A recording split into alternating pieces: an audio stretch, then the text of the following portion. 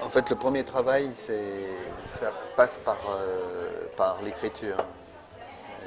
Je peux difficilement imaginer de construire le film sans passer par ce mouvement-là, de m'approprier les sensations du film, mais à travers l'écriture. Donc ça peut prendre des modalités différentes en fonction des films, mais disons que de toute façon, à un moment donné ou à un autre, quelque chose doit se déposer, doit s'écrire.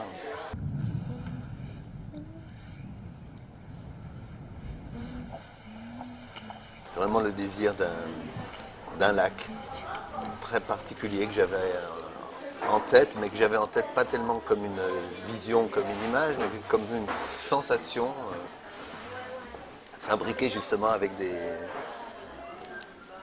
multiplicités, le vent, les arbres. Les arbres, c'était très précis, je voulais une forêt très dense, mais en même temps avec des arbres qui soient suffisamment espacés les uns des autres, très, très élevés, des troncs très élevés dans le ciel.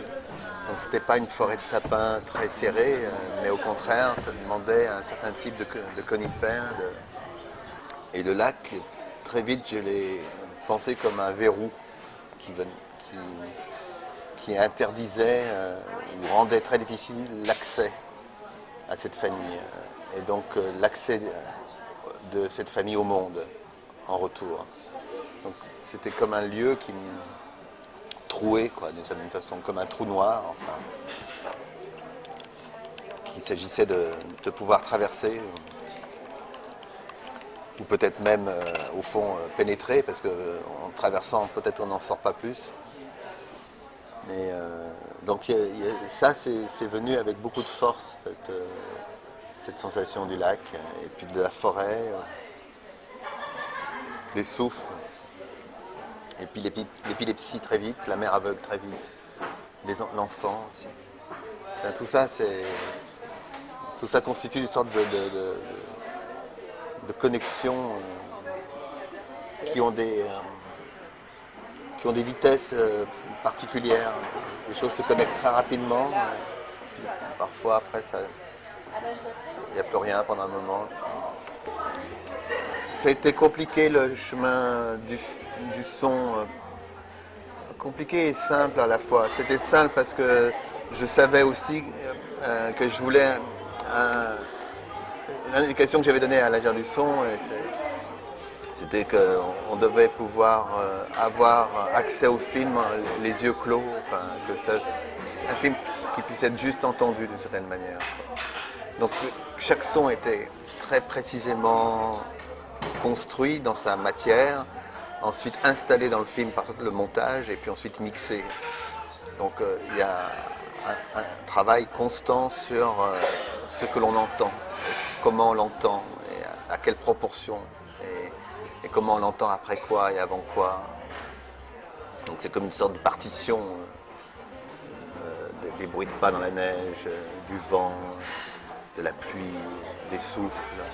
Le souffle du cheval, le souffle des dormeurs, le souffle de l'enfant, le souffle d'Alexis dans la crise d'épilepsie, le bruit du vêtement qui frotte contre la neige, un peu rêche. Et tout ça, c'est des sortes d'événements sonores qui d'une certaine façon, nous mettent dans une relation extrêmement érotique avec le son. Et il y a une sorte d'excitation, comme si le son devenait presque un objet, quoi, un objet dont on peut se saisir, quoi, comme si le son pouvait s'incarner. Et par rapport à la musique, ça a été tout un détour complexe. À un moment donné, j'avais même imaginé qu'il y aurait une symphonie sur tout le long du film, que le film serait entièrement recouvert de musique. Puis l'idée a été abandonnée pour différentes raisons, et puis après je me suis dit qu'il fallait juste un chant, quoi. Et pour trouver ce chant, je l'ai trouvé que, voilà, en discutant avec des amis qui m'ont parlé de Weichendorf.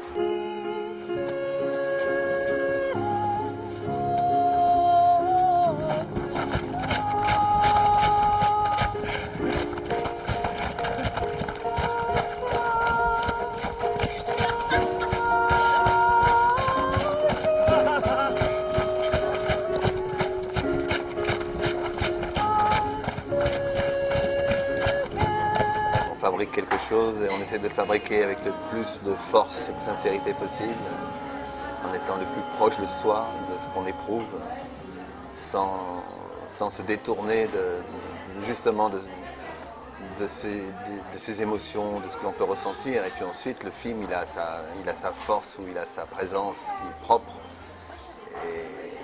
Et après, c'est cet objet-là qui permet à un autre que moi, c'est-à-dire c'est pas le public, ça, c'est pas les spectateurs, c'est pas l'audience. Tout ça, c'est des termes qui servent aux dictatures. Donc c'est un autre homme qui est là avec son histoire, avec sa vie, avec sa mémoire, avec ses fantasmes, avec son désir, avec sa bêtise comme la mienne, et qui regarde et qui reçoit le film. Donc c'est pas, on ne peut pas raisonner, je crois, si on fait du cinéma dans des termes qui, d'une certaine façon, d'emblée interdisent au cinéma d'exister. Silence.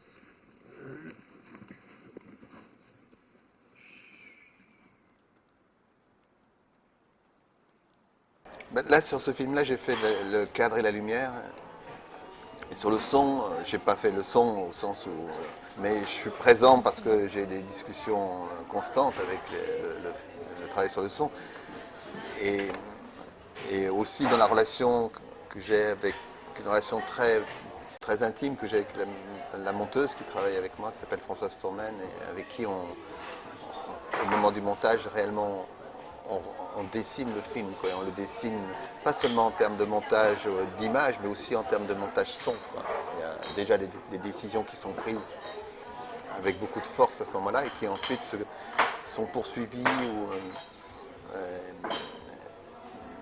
avec les monteuses son avec lesquelles je travaille. J'aime beaucoup Bach, mais ça peut aller aussi au rock anglais, aux Strokes, à la musique industrielle, la plus improbable. J'aime la musique, j'aime le son, et j'ai pas de comment dire, de hiérarchie culturelle.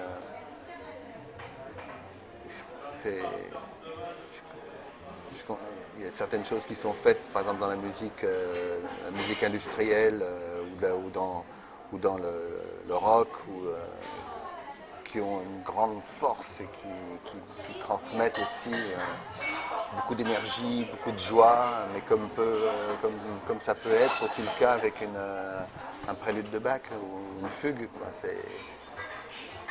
Il n'y aurait pas d'un côté la grande musique et puis d'un autre côté, je sais pas. J'adore Joy Division par exemple. Bach et Joy Division, voilà.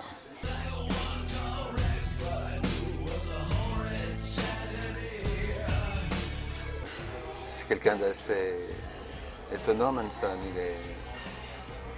Ce qui était bien, c'est qu'il était vraiment... on m'en a tourné très rapidement, on a tourné en quelques heures. Et puis c'était vraiment là pour le coup de commande. On était un peu sous le contrôle de la maison de disques qui voulait un clip. Donc malheureusement pour moi, probablement il est un peu trop clipeux, quoi, ce clip. Mais en même temps, je l'ai fait surtout pour l'aventure humaine de la rencontre que j'ai eue avec Manson, quoi. Et puis c'était drôle de tourner ensemble. Et c'est quelqu'un d'extrêmement présent au moment où on tourne et puis qui m'a fait entièrement confiance. Il n'a pas commencé à regarder si ça lui allait ou si ça lui allait pas. Comme c'est lui qui est venu me demander de faire le travail, donc j'avais cette possibilité-là de lui dire bon ben on va faire ça comme ça, quoi. Mais c'est quelqu'un de bien, vraiment quelqu'un qui connaît admirablement bien le cinéma. Compositeur strictement senso de cinéma. Je ne sais pas bien trop ce que ça veut dire, compositeur de cinéma, mais je crois que j'aurais du mal. Sans doute. Je pense que la musique, elle est là, c'est un peu ce que je dis, elle est là d'emblée, quoi.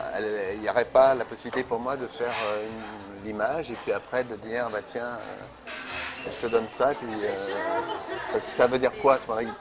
Il composerait où? Il composerait quand? Donc dans quel type de moment? Ça serait une musique qui viendrait faire quoi au fond? Préciser les intentions psychologiques, c'est atroce. Permettre à l'émotion de se soulever, c'est monstrueux. Donc je veux dire, qu'est-ce qu'il viendra faire, quoi? C'est pas bien. Mais par contre, que ça soit là d'emblée, oui, ça c'est autre chose. Que d'emblée, je sais pas, que d'emblée, par exemple, les guitares de Glenn Branca, voilà, ça, oui, ça me porte. Ou je sais pas quoi, ou Joy Division, ou là. Parce que c'est construit dans la mise en scène réelle, quoi. C'est pas la musique qui vient se mettre sur les images, quoi. Enfin, je pense pas. Ouais.